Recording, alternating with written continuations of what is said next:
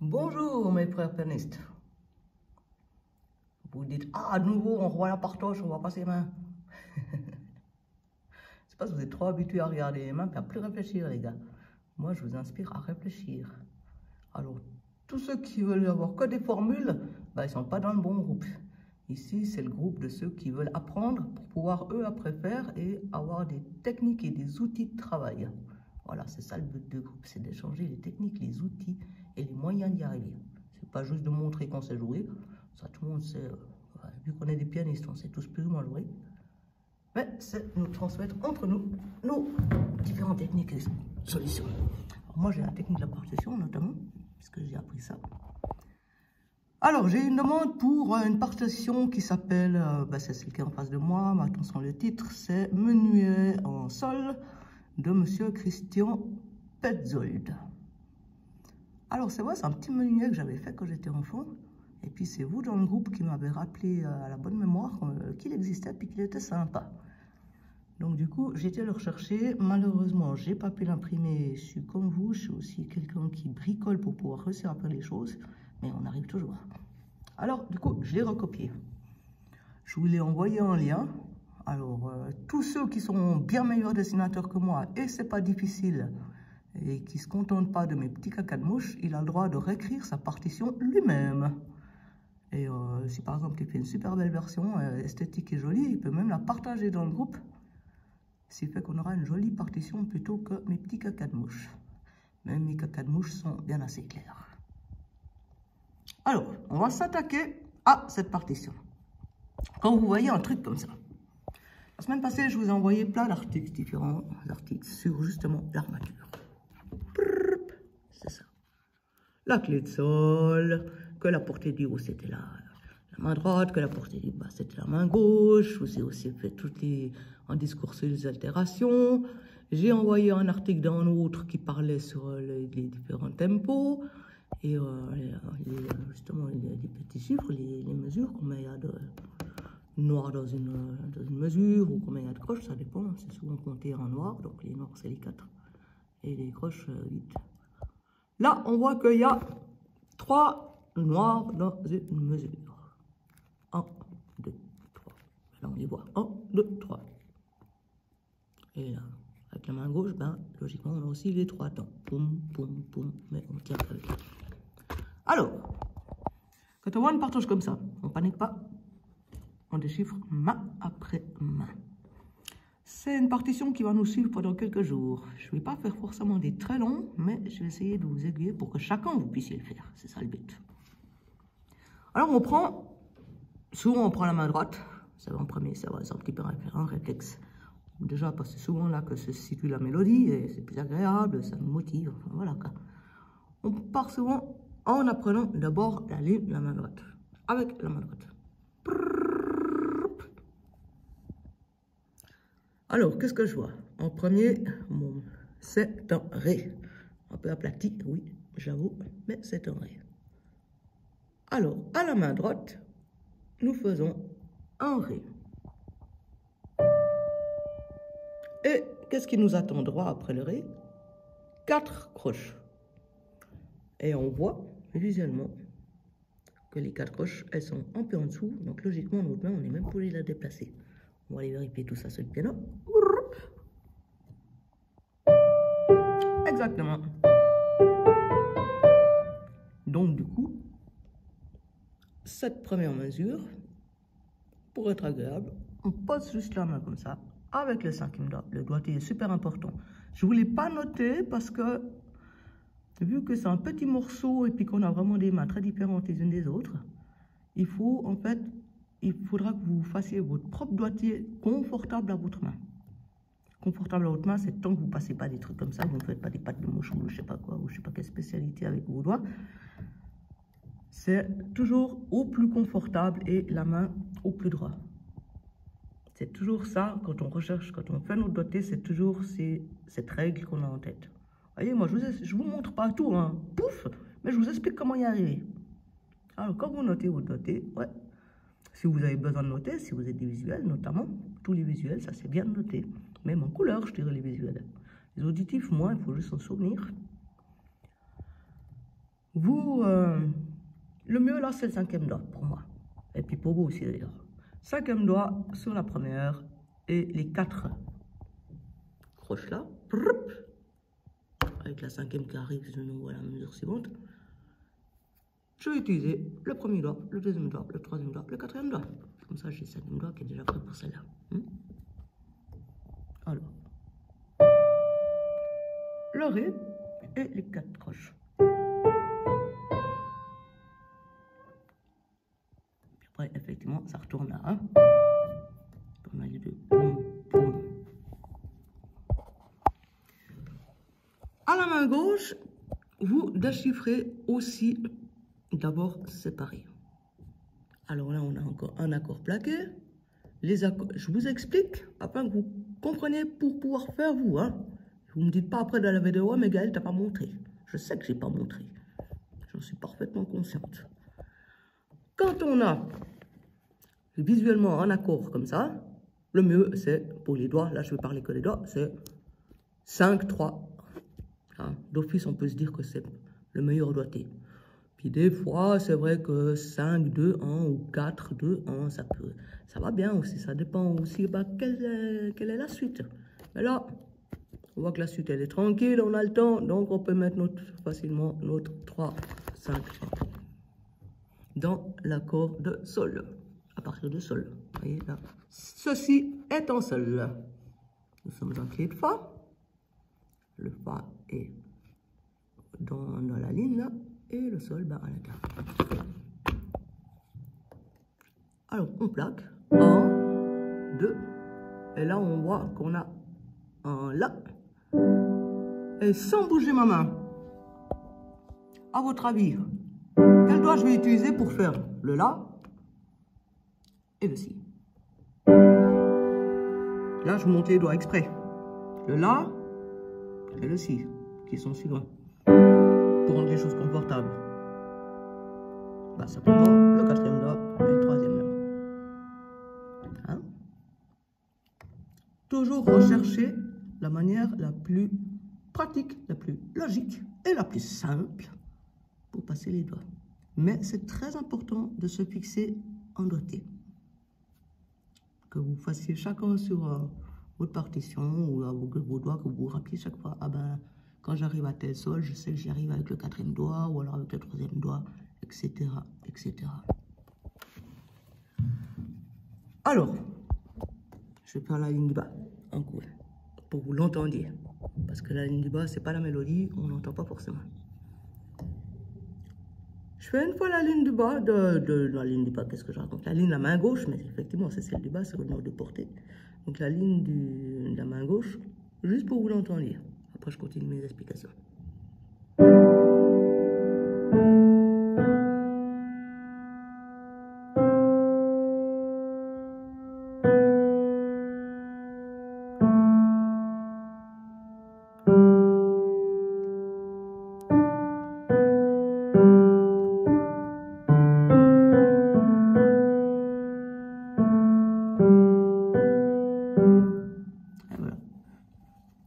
Vous avez vu, moi, j'ai mis un doigté, sans bouger ma main. Donc on voit bien la ligne, là, on voit bien les notes. Je vous le refais, puis vous verrez que ma main, elle bouge en fait pas. C'est ça la combine du doigté.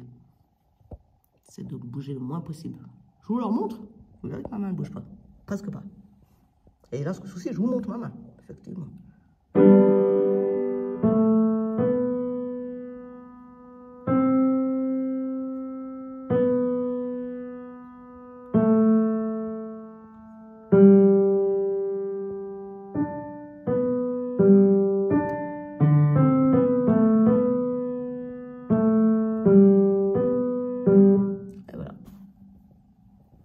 Et la main droite, le résultat, c'est que vous devez faire aussi la même chose, pas trop bouger la main.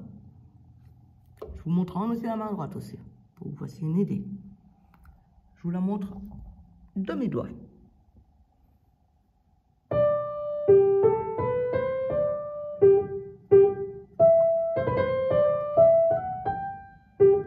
Ah bah voyez là, c'était pas joli. Je me suis fait surprendre par le fameux Petit tri à l'envers, là, tri inversé. Je ne l'avais pas préparé dans ma tête. Du coup, j'étais avec le mauvais doigt et vous avez vu, j'ai glissé. Alors ça, c'est des petites tricheries de pianiste qu'on fait souvent, hein, de glisser comme ça. D'ailleurs, je vous le dis tout de suite, utilisez-le quand vous êtes tout à coup un petit peu, que vous êtes trompé de doigt. N'hésitez pas à glisser, personne n'y voit rien, on n'y voit que du feu. Par contre, effectivement, et le but c'est de glisser le moins possible. Hein. Alors, je vais y aller sans glisser. 2, 3.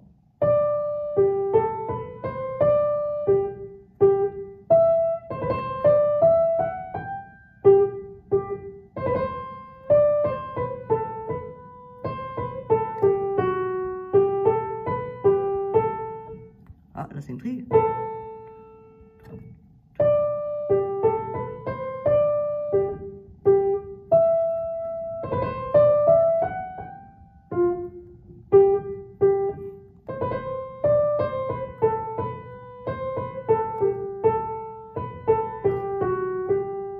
Et voilà. Je le refais. J'essaie de pas bouger mon machin.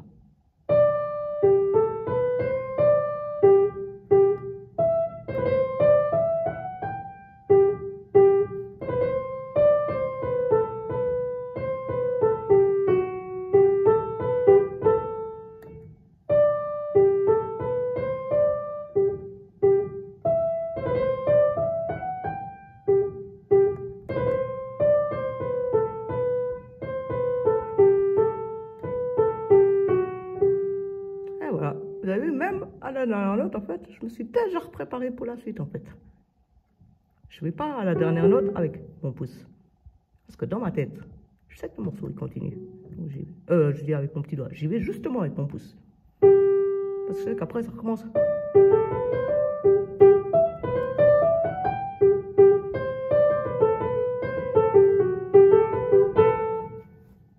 Et dans ma tête, je suis déjà prête. C'est aussi beaucoup ça, pour tous ceux qui sont attirés par les partitions, puis les morceaux qui sont déjà écrits en partition et qui désirent apprendre de cette manière. C'est une très bonne chose. D'ailleurs, tous les musiciens devraient savoir lire les partitions. C'est notre seul système d'échange de musique, les gars. Quoi. Alors bon, si on boude notre seul système d'écriture, on est un peu foutus, les musiciens. C'est comme si les écrivains boudaient la plume. Donc je disais, oui, je me suis perdu dans ma phrase. Désolé, j'ai un peu de fatigue parce que j'ai eu l'épilepsie ces temps la nuit, donc du coup, je me colle un peu de la fatigue. Ouais, alors bon, en gros, je coupe ma phrase, c'est pas grave. Vous déchiffrez correctement, d'abord, main séparée. Et, ah oui, ce que je voulais dire, c'est que cette petite partition, elle est bien aussi pour les avancées. Avancées, je fais 4 fois mieux. Oui, bien sûr, vous faites 4 fois mieux. C'est vrai, c'est un fait. L'idée, c'est pas de faire mieux. Pour les avancées, l'idée, c'est que vous faites ça. Et puis, on travaille justement un petit peu dans les émotions, les sentiments. Puis, par exemple, une fois que vous le savez, les deux mains, hein, tout de suite, les avancées, vous n'hésitez pas. Vous jouez, par exemple, une fois joyeux, une fois triste, une fois pressé, une fois lentement, une fois vous mettez dans la peau d'un grand-papa et puis vous jouez comme un grand-papa, et ainsi de suite. Puis vous faites des scénarios, vraiment dans la tête.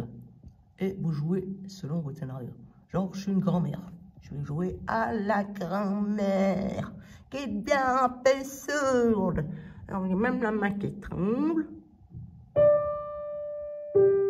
Les grand-mères, qu'est-ce qu'elles ont? Elles sont plus très sûres.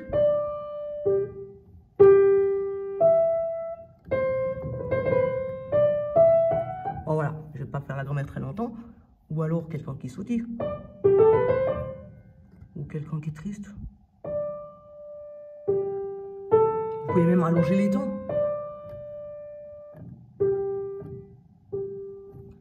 Vous essayez en fait de faire cette musique chaque fois sur des émotions différentes, les avancées. Et les débutants, ben, vous faites déjà cette musique. Alors, attaquez-vous à la main droite un maximum aujourd'hui. Je ne vais pas en donner plus. Parce que ben, si déjà les débutants, vous y arrivez dans la journée à être confortable, déjà les mains séparées, vous êtes bon. Voilà. Je vous fais une fois chaque main, les mains séparées, c'est fait exprès. Pour les débutants, les avanciers, vous n'avez qu'à faire ensemble. Là. Pour vous le mettre une dernière fois dans l'oreille. Je fais une fois main droite, une fois main gauche. Et je vous montre mon piano. Enfin, mes mains.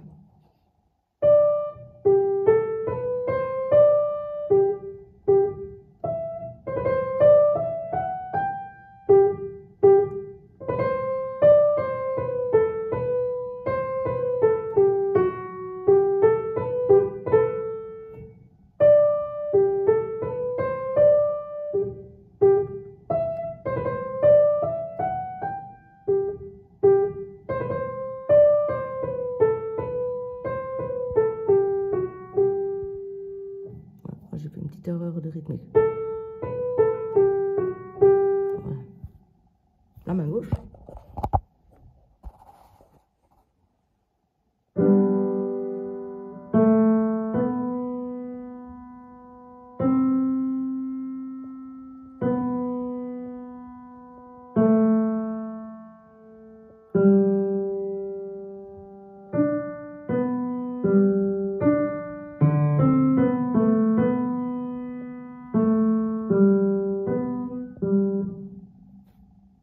Pour la main gauche.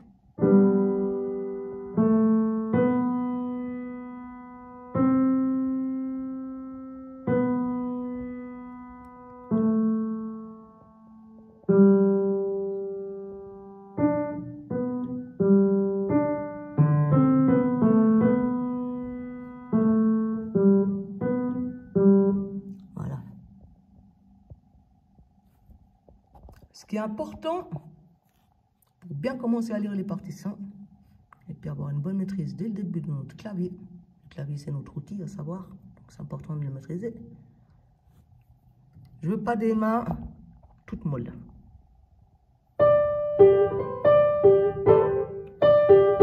Ceci n'est pas du piano. Ceci est je sais pas, un toboggan. Je veux des belles mains formées et chaque touche qu'on presse, on en a conscience. On ne fait pas tout vite. Vous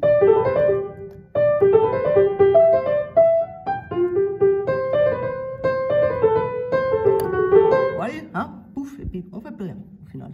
Non, non, non, non, non, non. Quitte à le faire 10 fois extrêmement lentement, eh ben vous le faites d'abord 10 fois extrêmement lentement. Pour que chaque note, c'est ça qui crée votre virtuosité aussi au final. Chaque note, elle a sa propre couleur, sa propre émotion. Alors voilà, là, il y en a par exemple 1, 2, 3, 4, 5. Ben, dans ces 5 notes, je vais entendre chaque fois un son différent. C'est ce qu'on dit, hein. Alors, bon, c'est pas possible. Mais dans l'émotion, dans l'intention, ces 5 sons différents. C'est pas juste on presse, on éteint, et puis on allume, on éteint, hein. C'est pas du binaire ici. C'est pas du code informatique, ni du HTML, ni du BBQ, ou je sais pas quoi. C'est des émotions qu'on transmet. Donc, on a conscience de chaque note qu'on fait. Vous voyez, là, j'ai même pensé à un violon, en fait, dans ma tête. Je me suis mis à la place d'un violoniste, et j'ai pensé que ma main, c'était son archet. Puis je glisse l'archet sur le violon. Puis là, je prends un piccolo. Vous savez, les violonistes, ils font cling, cling. Ben, j'ai imaginé que je suis en violon et je fais pling, pling, comme eux.